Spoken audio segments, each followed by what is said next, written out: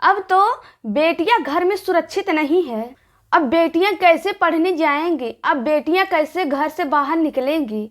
अब माँ बाप डर रहे हैं, अब तो घर में भी रखते हुए। नमस्कार, मैं शानू चौहान, आप देख रहे हैं 10 तक न्यूज। उत्तर प्रदेश के बिहार जिले के मधेपुरा थाना क्षेत्र के अंतर्गत एक गांव का यह घटना है। 16 साल की लड़की कहती है कि जब मैं बाथरूम करने उठी, 4-5 लड़के आए, फट से मेरा मुंह दबाकर और उठा ले गए।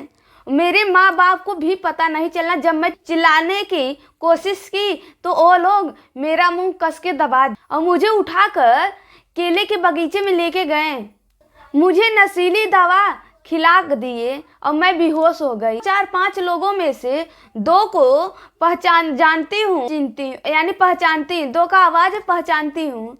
बच्ची कहती है इन चारों दरिंदों ने ये नशीली दवाएं मुझे खिला दिए, मैं बेहोश हो गई और ये 4-5 दरिंदे मेरे साथ गलत काम यानी दुष्कर्म किए, रेप किए और करके मुझे अस्पताल में भर्ती करा दे। यानी वही लोग करके और वही लोग अपराधी ले जाकर बच्ची के अस्पताल में, मधेपुरा अस्पताल में ले जाकर खाट पर कर दिए। जब माँ बाप गए पुलिस थाने में FIR दर्ज कराएं, लेकिन पुलिस के हाथ बच्ची नहीं लगी, जांच पड़ताल नहीं किए, बच्ची कह रही। तब उनके माँ बाप आए अस्पताल में। जब डॉक्टर बच्ची को चेक किए और जो उसमें से रिपोर्ट आया, उससे पता चला कि बच्ची के साथ दुष्कर्म हुआ है और बच्ची के रीढ़ की हड्डी टूट गई, बच्ची कभी उठ नहीं पाएगी, डॉक्टर कह रहे हैं। तो माता पिता के पैरों तले जमीन खिसक गई। और वहीं गांव के लोगों ने कहते हैं मैं इस बच्ची के लिए मैं धरना प्रदर्शन करूंगा। गांव के लोग इतने डर गए हैं और इतने गुस्से में हो गए हैं कि वो लोग धरना प्रदर्शन के लिए उतर गए हैं।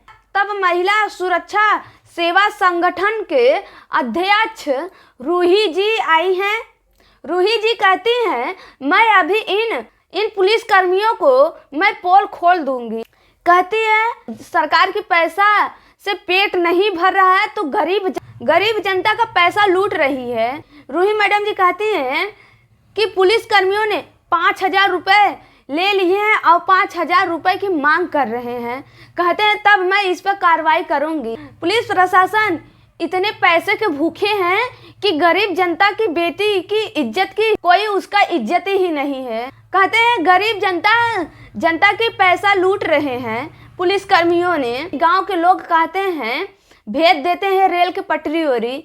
अगर उस बच्ची के साथ कहीं कुछ हो जाता तब तो यह मामला रफा दफा हो जाता, इस पर कोई कार्रवाई नहीं होती। रूही मैम कहती है उन अपराधों पर जल्द से जल्द कार्रवाई की जाए और उन अपराधों को जो घूम रहे हैं, इतने बेखौफ घूम रहे हैं, उन्हें जल्द से जल्द हिरासत में पुलिस ले। वहीं गांव के लोग भी कहते हैं कि इस बच्ची के लिए हम कुछ भी करने के लिए तैयार हैं। इस बच्ची को न्याय नहीं मिल रहा है। यहाँ पर पुलिस प्रशासन उनसे मिली हुई है और गांव के मुखिया भी मिले हुए हैं। बच्ची का सपोर्ट कोई नहीं कर रहा है। जब ऐसे हमारे पुलिसकर्मी, हमारे गांव के मुखिया लोग मिले हुए हैं, तब इस पर कौन कार्रवाई करेगा। गांव के लोग कहते हैं इस पर जल्द से जल्द कार्रवाई हो। उन दरिंदों को फांसी की सजा मिलनी चाहिए जो ऐसे घूम रहे हैं। उन दरिंदों को जल्द से जल्द जांच पड़ताल करके उन्हें पकड़ा जाए, क्योंकि अब भी वह हिरासत में नहीं, यानी पुलिस की कस्टडी में नहीं है और वो लोग ऐसे बेखौफ घूम रहे हैं, ऐसे अपराध कर रहे हैं, उन पर पुलिसकर्मियों कोई कार्रवाई नहीं कर रहे हैं। पुलिसकर्मी इतने लापरवाह क्यों हो रहे हैं? क्या वहाँ के मुख्यमंत्री हाथ पर हाथ धर के क्यों बैठी है? क्यों इन पर कोई कार्रवाई नहीं करे? क्या वहाँ की ऐसी ही बेटियों की इज्जत नीलाम होती रहेगी और वहाँ की मुख्यमंत्री, वहाँ के पुलिसकर्मी हाथ पर हाथ रख कर बैठी रहेगी? वहाँ के लोगों ने कह रहे, और वहाँ के लोग इतने गुस्से में हुए हैं कि कुछ भी करने के लिए तैयार हैं।